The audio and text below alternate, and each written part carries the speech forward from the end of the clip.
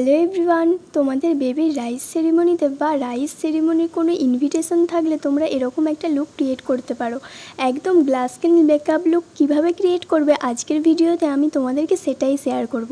তো সবচেয়ে প্রথমে আমি এখানে ময়শ্চারাইজার অ্যাপ্লাই করে নিচ্ছি। আর আজকে আমি ইউজ করেছি বায়োটিকিউয়ের একটা ময়শ্চারাইজার। এই ময়শ্চারাইজারটা কিন্তু তোমরা মেকআপের সময় ছাড়াও এমনি রেগুলার লাইফ টাইমে ময়শ্চারাইজার হিসাবে ইউজ করতে পারো। ভীষণ ভালো একটা ময়শ্চারাইজার। আর বায়োটিকিউয়ের প্রত্যেকটা প্রোডাক্টই কিন্তু একদম আয়ুর্বেদিক। তো তোমরা যারা ভাবো যে এই কোনো প্রোডাক্ট তোমাদের শ্যুট করবে কি না, তো তোমরা ডেফিনেটলি একবার এই ময়শ্চারাইজারটা ট্রাই করে দেখতে পারো। আর একদম অ্যাফোর্ডেবলের মধ্যেও তোমরা পেয়ে যাবে। এরপর আমি ডিউই টাইপের একটা প্রাইমার অ্যাপ্লাই করে নিচ্ছি। তোমরা যে কোনো প্রাইমার অ্যাপ্লাই করতে পারো। আর মেকআপ শুরু করার আগে কিন্তু প্রাইমারটা অবশ্যই আমাদেরকে অ্যাপ্লাই করতেই হবে, সেটা আমি প্রায়শই ভিডিওতেই বলে থাকি। আর হ্যাঁ, অফ ক্যামেরাতে আমি ফেসটা ক্লিন করে নিয়েছিলাম ফেস ওয়াশ দিয়ে। এরপর আমি ফাউন্ডেশনটা ফুল ফেসে ডট ডট করে অ্যাপ্লাই করে নিয়েছি।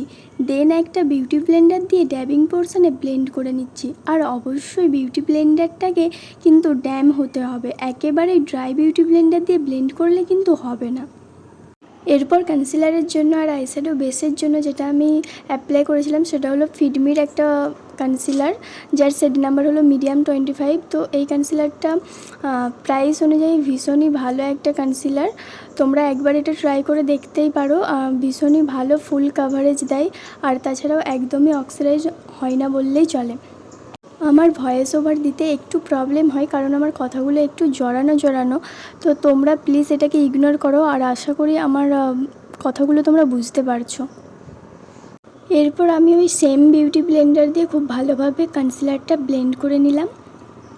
এরপর আমি আমার আইব্রো ড্র করে নিচ্ছি। তো আইব্রো ব্রাশের স্পুলি সাইডটা দিয়ে ভালোভাবে সেট করে নিয়ে এরপর ম্যাজিক জেল আইলাইনার দিয়ে ব্রাশের সাহায্যে ভালোভাবে ড্র করে নিচ্ছি। আমি আইব্রোর জন্য ব্ল্যাক কালারটা ইউজ করেছি। জেল আইলাইনারগুলো দুটো শেড হয়, একটা ব্ল্যাক আর একটা ব্রাউন। তো তোমরা ব্রাউন কালারটাও অ্যাপ্লাই করতে পারো। আর এই জেল আইলাইনারগুলো একদমই ওয়াটারপ্রুফ অ্যান্ড সোয়েট প্রুফ, এছাড়াও খুব অ্যাফোর্ডেবল। সো ডেফিনেটলি একবার তোমরা ট্রাই করে দেখতেই পারো। তোমরা যারা আইব্রো ড্র করতে পারো না বা ভাবো যে আইব্রো ড্র করা ভীষণ কঠিন, তারা কিন্তু এরকম একটা ব্রাশের সাহায্যে খুব ইজিলি আইব্রো ড্র করে নিতে পারবে।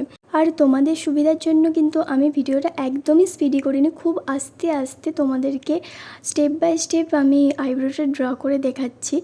আর আজকে তোমরা ভিডিওর মধ্যে যে ব্রাশ সেটটা দেখতে পাচ্ছ সেটা কিন্তু আমি খুব রিসেন্টলি নিয়েছি আর একদম অ্যাফোর্ডেবল প্রাইসের মধ্যে। তো তোমরা যারা চাইছো যে একটা ব্রাশ সেট পারচেস করবে অ্যাফোর্ডেবল প্রাইসের মধ্যে, তারা কিন্তু আমাকে কমেন্ট বক্সে কমেন্টে জানাতে পারো, আমি তোমাদেরকে লিঙ্ক দিয়ে দেবো।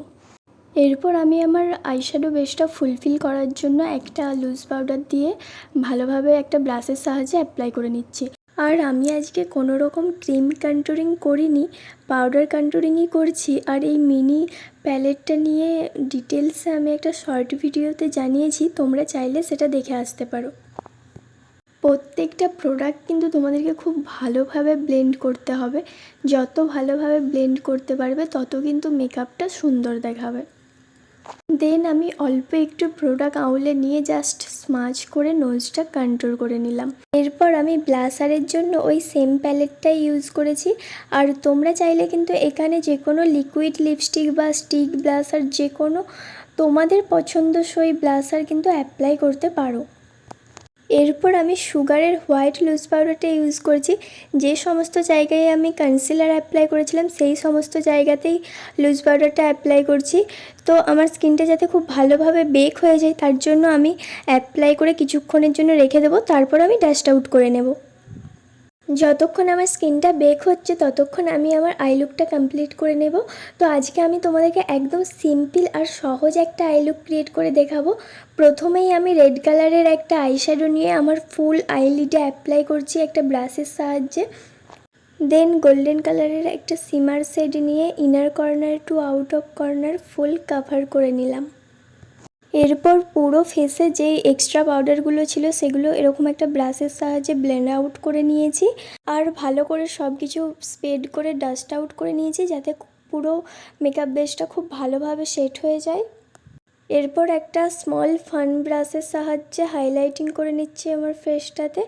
আর বেসিক্যালি এই প্যালেটটার মধ্যে সবচেয়ে ফেভারিট আমার এই হাইলাইটারটা, একদম কুল আন্ডারটোনে পিঙ্কের মধ্যে, মানে রোজ পিঙ্কের মধ্যে কালারটা আমার ভীষণ ভালো লাগে আর অনেক বেশি ন্যাচারাল ফিনিশিংও দেয়। নোজের পর একটু চিক এরিয়ার পর নোজটাতেও আমি ভালোভাবে হাইলাইটিং করে নিচ্ছি। এরপর আমি ওই সেম জেল লাইনার এরিয়াতে অ্যাপ্লাই করছি।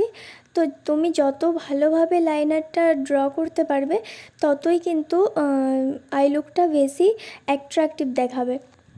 যেহেতু রাইস সেরিমনিতে মায়েদের বাড়িতে হিউজ পরিমাণ কাজ থাকে, তো সেই কারণে আমি এখানে ফেক ল্যাশেস ইউজ করিনি।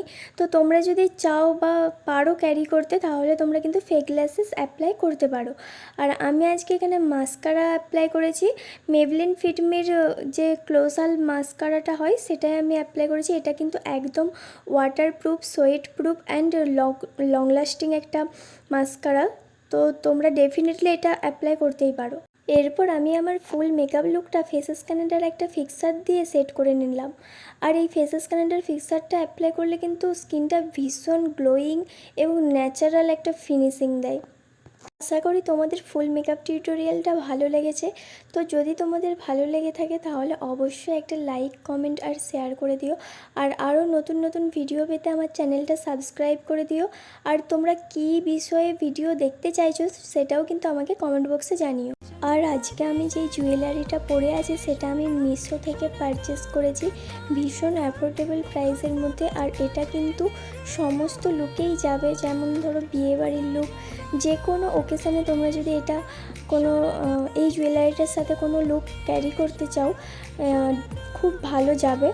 তো এর ডিটেলস একটা ভিডিও আমি আপলোড করেছি শর্ট ভিডিওতে, তো তোমরা চাইলে সেটা চেক আউট করতে পারো। তো দেখা হবে নেক্সট ভিডিওতে। বাই।